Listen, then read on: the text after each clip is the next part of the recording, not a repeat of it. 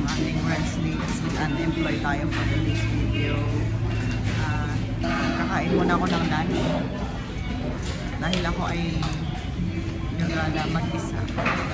I'm going to treat myself because, you know, dahil tapos na ang aking work, tayo ay pahinga, lunchtime. Ito na po ang aming food. Lasagna, chicken, and iced tea. So dito na tayo sa SM ngayon. Pumunta tayong video. Yes, there, video. Yan. Tayo ay nakalabas na ng SM. Dito na tayo sa One Ayala. Drink milk tea. Yan, mapasabot sa One Ayala guys.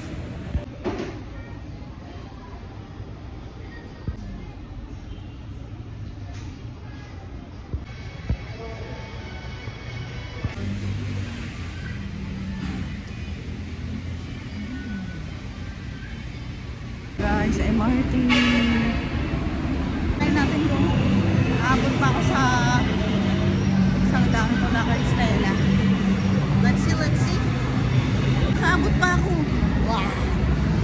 Pwede pa ba pumasok? Start na.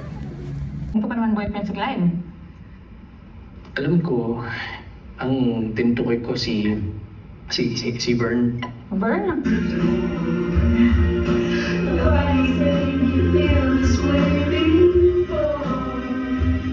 Ayan guys, nanonood ako ng isang daang awit kay Stella. Ang ganda na guys, promise. Grabe ang panood. Ayan o, 100 wala para kay Stella. Ayan, ay awit pa pala. Tada! So nice!